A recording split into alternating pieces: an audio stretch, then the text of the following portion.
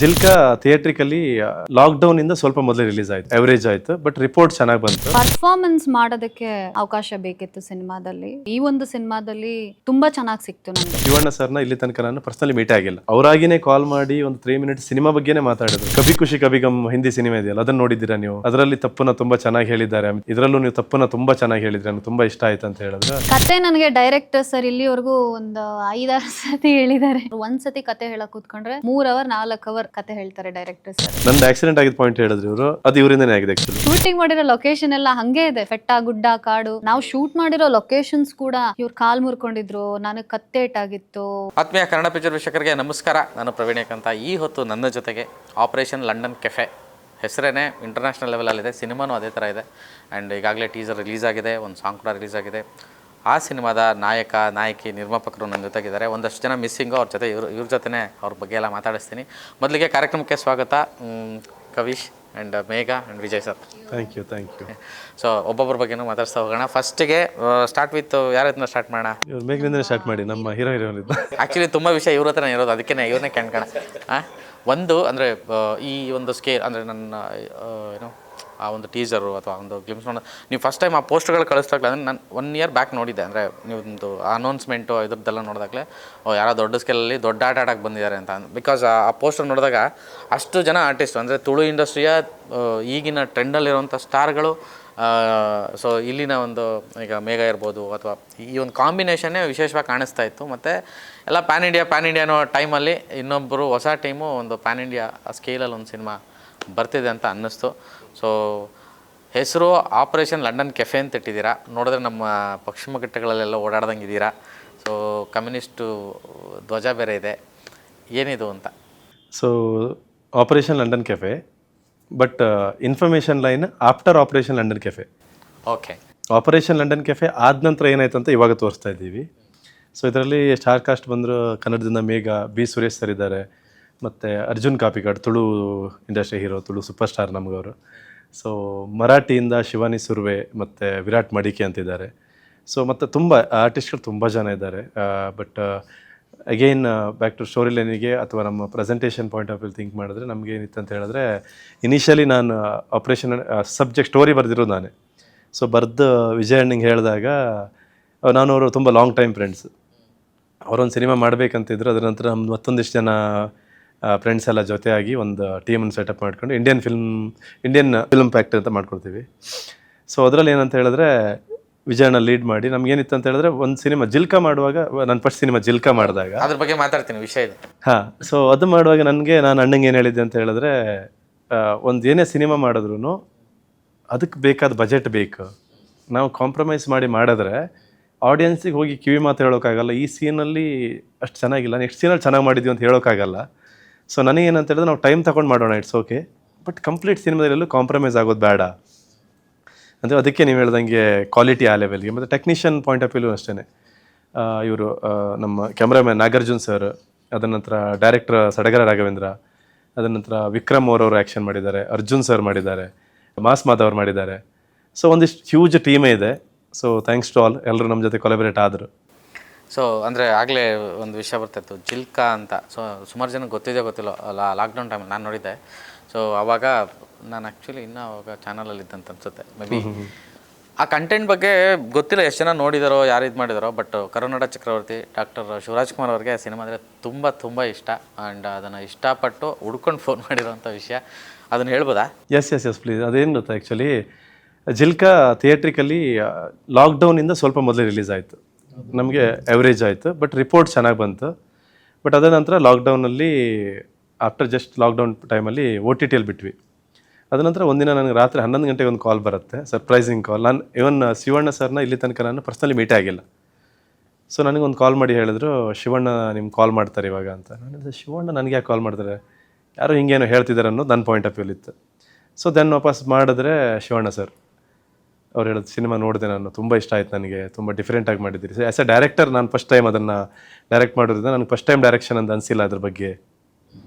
So ಇದೆಲ್ಲ ಮಾತುಕತೆ ಹೇಳೋದು ತುಂಬ ಇಷ್ಟಪಟ್ಟು ಒಂದು 3 ನಿಮಿಷ ಖಾಲಿ ಸಿನಿಮಾದ ಬಗ್ಗೆನೇ ಮಾತಾಡಿ. ನಾರ್ಮಲಿ ನಾವು ಅನಿಸ್ತೇ ಓಕೆ, ಅನ್ನೋ ಒಂದು ಈಗ ಪರಿಚಯ ಇದ್ದರೆ ನಾನು ನಿಮ್ಗೆ ಹೇಳ್ತೀನಿ, ಪ್ರವೀಣ್ ಅವರು ಒಂದು ಕಾಲ್ ಮಾಡಿ, ಅದು ಬೇರೆ ಪಾಯಿಂಟ್. ಅವರಾಗಿನೇ ಕಾಲ್ ಮಾಡಿ ಒಂದು 3 ಮಿನಿಟ್ಸ್ ಸಿನಿಮಾ ಬಗ್ಗೆನೇ ಮಾತಾಡಿದ್ರು. ಕಭಿ ಖುಷಿ ಕಭಿ ಗಮ್ ಹಿಂದಿ ಸಿನಿಮಾ ಇದೆಯಲ್ಲ, ಅದನ್ನು ನೋಡಿದ್ದೀರಾ ನೀವು? ಅದರಲ್ಲಿ ತಪ್ಪನ್ನು ತುಂಬ ಚೆನ್ನಾಗಿ ಹೇಳಿದ್ದಾರೆ ಅಮಿತಾಬ್ ಬಚ್ಚನ್. ಮತ್ತು ಅದರಲ್ಲಿ ಇದರಲ್ಲೂ ನೀವು ತಪ್ಪನ್ನು ತುಂಬ ಚೆನ್ನಾಗಿ ಹೇಳಿದ್ರಿ, ನನಗೆ ತುಂಬ ಇಷ್ಟ ಆಯ್ತು ಅಂತ ಹೇಳಿದ್ರು. ದೆನ್ ಅದ ನಂತರ ರೀಸೆಂಟ್ಲಿ ಮೀಟ್ ಆದೆ ಸರ್ನ. ಮೀಟ್ ಆಗಿ ಸರ್ ನನಗೂ ನಿಮ್ಮ ಜೊತೆ ಒಂದು ಸಿನಿಮಾ ಮಾಡಲಿಕ್ಕಿದೆ ಅಂತೆಲ್ಲ ಡಿಸ್ಕಷನ್ ಆಯ್ತು. ಸೊ ನೋಡೋಣ, ಲೆಟ್ಸ್ ಸಿ. ಅದ್ರ ಬಗ್ಗೆ ಮಾತಾಡೋದು ಬೇಡ ಅನ್ಸುತ್ತೆ ಇವಾಗ, ವಿಲ್ ಸಿ. ಮೇಘ ಅವರಂದರೆ ಸೆಲೆಕ್ಟಿವ್ ತುಂಬ. ಮೇ ಬಿ ನಿಮಗೆ ಅಂದರೆ ಆಫ್ಟರ್ ದ ಜೊತೆಯಲ್ಲಿ ಮತ್ತು ನೀವು ಆಯ್ಕೆ ಮಾಡ್ಕೊಂಡಿದ್ದ ರೀತಿ ಆ ಥರದ್ದು ಬೇರೆ ಯಾರಿಗಾದ್ರೂ ಸಿಕ್ಕಿದ್ರೆ ಇಷ್ಟೊತ್ತಿಗೆ 20 ಸಿನಿಮಾ ಆಗಿರೋದು. ನೀವು ಯಾಕೆ ಹಿಂಗೆ ಅಂತ ಗೊತ್ತಾಗಲಿಲ್ಲ? ಅಂದರೆ ನನಗೆ ಪರ್ಫಾರ್ಮೆನ್ಸ್ ಮಾಡೋದಕ್ಕೆ ಅವಕಾಶ ಬೇಕಿತ್ತು ಸಿನಿಮಾದಲ್ಲಿ. ಸೊ ಈ ಒಂದು ಸಿನಿಮಾದಲ್ಲಿ ಅದು ತುಂಬ ಚೆನ್ನಾಗಿ ಸಿಕ್ತು ನನಗೆ ಪರ್ಫಾರ್ಮೆನ್ಸ್ ಮಾಡೋದಕ್ಕೆ. ಅಂದರೆ ತುಂಬ ಬಜಾರಿಯಾಗಿ ಎಲ್ರಿಗೂ ಎಷ್ಟು ಕಾಟ ಕೊಡ್ತೀನಿ ಆ ಥರದ್ದೆಲ್ಲ ರೋಲ್ಸ್ ಎಲ್ಲ ತುಂಬ ಚೆನ್ನಾಗಿ ಸಿಕ್ತು ನನಗೆ ಇದರಲ್ಲಿ. ಸೊ ಟೀಮು ತುಂಬ ಚೆನ್ನಾಗಿದೆ, ಟೆಕ್ನಿಷಿಯನ್ಸ್ ಆಗಿರ್ಬೋದು. ಆಮೇಲೆ ನಾವೆಲ್ಲ ಒಂದು ಫ್ಯಾಮಿಲಿ ಥರ ಇದ್ವಿ ಎಂಟೈರ್ ಟೀಮ್ ಶೂಟ್ ಮಾಡುವಾಗ. ಅಂದರೆ ನಾವು ಬೆಳಗ್ಗೆ ಶುರು ಮಾಡ್ತಿದ್ದು ಯಾವ ಟೈಮ್ಗೆ ಅಂತ ಗೊತ್ತಿರಲಿಲ್ಲ, ರಾತ್ರಿ ಮುಗಿಸ್ತಿದ್ದಿದ್ದು ಯಾವ ಟೈಮ್ಗೆ ಅಂತ ಗೊತ್ತಿರಲಿಲ್ಲ. ಒಟ್ಟಿನಲ್ಲಿ ತುಂಬ ಕೋಆಪ್ರೇಟಿವ್ ಆಗಿ ಎಲ್ಲರೂ ತುಂಬ ಚೆನ್ನಾಗಿ ಕೆಲಸ ಮಾಡ್ತಾಯಿದ್ವಿ. ಸೊ ಈ ಒಂದು ಸಿನಿಮಾದಲ್ಲಿ ನನಗೊಂದು ಒಳ್ಳೆ ಪ್ಲ್ಯಾಟ್ಫಾರ್ಮ್ ಸಿಕ್ತು ಪರ್ಫಾರ್ಮ್ ಮಾಡೋದಕ್ಕೆ. ಆ್ಯಕ್ಚುಲಿ ಶೋರಲ್ಲಿ ನೋಡಿದೆ ಅಂದರೆ ತುಂಬ ಎಕ್ಸ್ಪ್ರೆಸಿವ್ ಆಗಿದ್ದೀರಾ. ಅಂದರೆ ಹಳ್ಳಿ ಆ ಒಂದು ಮೇ ಬಿ ಆ ಒಂದಷ್ಟು ಸಿನಿಮಾಗಳಲ್ಲಿ ಇನ್ನೂ ಬಂದಿಲ್ಲ ಅನಿಸುತ್ತೆ, ಬರೋವಂಥದ್ದು ಇದೆ. ಬಟ್ ಈ ಒಂದು ಪರ್ಟಿಕ್ಯುಲರ್ ಕಂಟೆಂಟ್ ನೋಡಿದಾಗ ನಂಗೆ ಅನ್ನಿಸ್ತು, ವಾವ್, ತುಂಬ ಆಪ್ಟಾಗಿ ನೀವು ಆಯ್ಕೆ ಮಾಡ್ಕೊಂಡಿದ್ದೀರಾ ಅವ್ರನ್ನ ಅಂತ ಅಂದ್ಬಿಟ್ಟು. ಸೊ ಆ ಎಕ್ಸ್ಪ್ರೆಸಿವ್ನೆಸ್ ಇದೆ. ಅಂದರೆ ಮೇ ಬಿ ತುಂಬ ಪಾತ್ರಗಳು ಆ ಥರದ್ದು ಒಳಗಿಳಿದಾಗ ಇಷ್ಟ ಆದಾಗ ಮಾತ್ರ ಈ ಥರ ಮಾಡೋದಕ್ಕೆ ಸಾಧ್ಯ ಅಂತ ಅನಿಸುತ್ತೆ. ಫಸ್ಟಿಗೆ ಈ ಒಂದು ಕತೆ ಕೇಳಿದಾಗ ಈ ಒಂದು ಟೀಮ್ ಜೊತೆ ಕೊಲಾಬ್ರೇಟ್ ಆಗಿದ್ದೆ ಹೇಗೆ ಅಂತ? ಕತೆ ನನಗೆ ಡೈರೆಕ್ಟರ್ ಸರ್ ಇಲ್ಲಿವರೆಗೂ ಒಂದು 5-6 ಸತಿ ಹೇಳಿದ್ದಾರೆ. ಫಸ್ಟ್ ಸತಿ ಬಂದಾಗ ಮಾತಾಡಿದ್ವಿ, ಕೂತ್ಕೊಂಡ್ವಿ, ಕತೆ ಅವ್ರು ಒಂದು ಸತಿ ಕತೆ ಹೇಳೋಕೆ ಕೂತ್ಕೊಂಡ್ರೆ 3 ಅವರ್ 4 ಅವರ್ ಕತೆ ಹೇಳ್ತಾರೆ ಡೈರೆಕ್ಟರ್ ಸರ್. ಸೊ ಬಟ್ ತುಂಬ ಇಂಟ್ರೆಸ್ಟಿಂಗ್ ಆಗಿರುತ್ತೆ, ನಿಮಗೆ ಕಣ್ಣೆಲ್ಲೂ ಆ ಕಡೆ ಈ ಕಡೆ ಹೋಗಕ್ಕೆ ಬಿಡಲ್ಲ, ಅಷ್ಟು ಚೆನ್ನಾಗಿ ಕತೆನ ಹೇಳ್ತಾರೆ. ಸೊ ನನಗೆ ಮುಖ್ಯವಾಗಿ ಇಷ್ಟ ಆಗಿದೆ ಅಂದರೆ ಒಂದು ಹೊಸತನದಂತ ಇದೆ ಈ ಒಂದು ಸಿನಿಮಾದಲ್ಲಿ. ಏನೋ ಒಂದು ಅಂದರೆ ಪೋಸ್ಟರೇ ಎಲ್ಲನೂ ಹೇಳ್ತಾ ಇದೆ. ಇವ್ರಿಗೇನೋ ಗನ್ ಹಿಡ್ಕೊಂಡಿದ್ದಾರೆ, ಇವಳೇನೋ ಸ್ಕೂಲ್ಗೆ ಹೋಗ್ತಿದ್ದಾಳೆ, ಇನ್ನೊಂದಷ್ಟು ಜನ ಬೇರೆ ಪಾತ್ರದಲ್ಲಿ ಥರ ಕಾಣಿಸ್ತಿದ್ದಾರೆ. ಸೊ ಕತೆನೂ ಕೂಡ ಹಾಗೇ ಇದೆ. ಕತೆ ನೋಡ್ತಾ ಹೋದರೆ ನಿಮಗೆ ಅಂದರೆ ಎಲ್ಲ ಅಂಶಗಳು ಇದೆ ಈ ಒಂದು ಸಿನಿಮಾದಲ್ಲಿ ಅಂತ ಹೇಳ್ಬೋದು.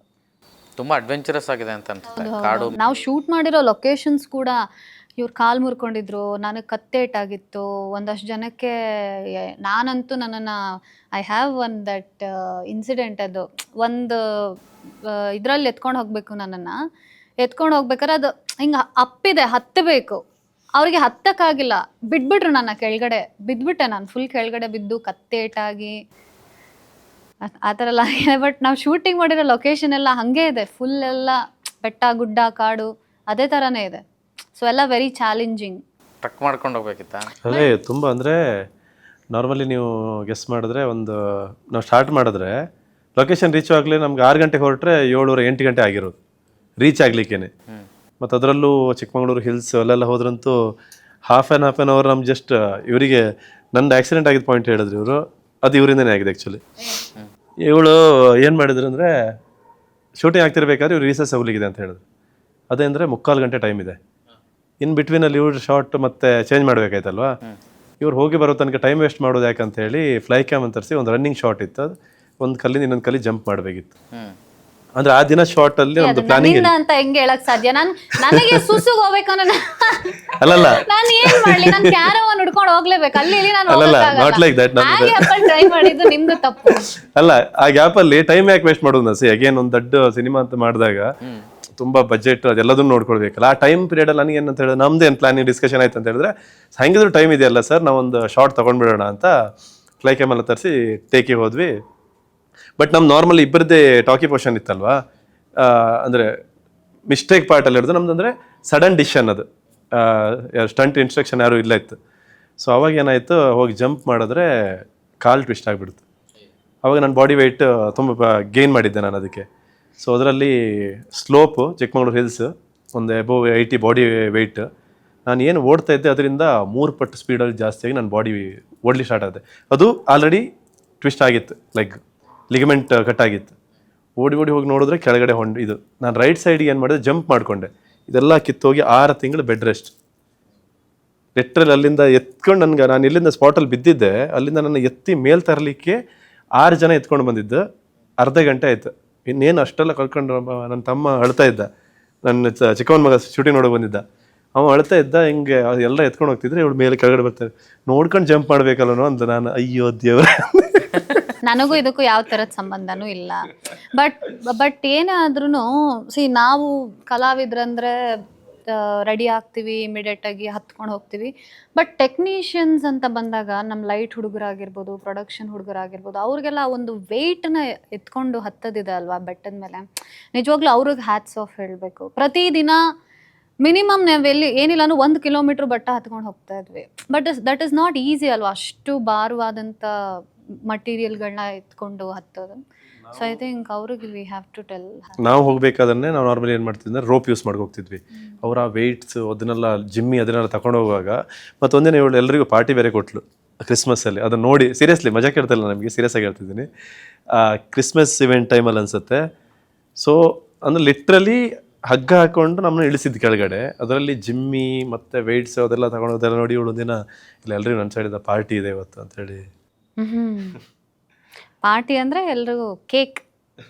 ಅವತ್ತು ಕ್ರಿಸ್ಮಸ್ ಇತ್ತಲ್ಲ, ಅದ ನಂತರ ಅಲ್ಲ ನೀವು ಕೇಕ್ ಕೊಟ್ರಿ, ಅದ ನಂತರ ಅಣ್ಣ ಬೇರೆ ವ್ಯವಸ್ಥೆ ಮಾಡಿದ್ದಾರೆ.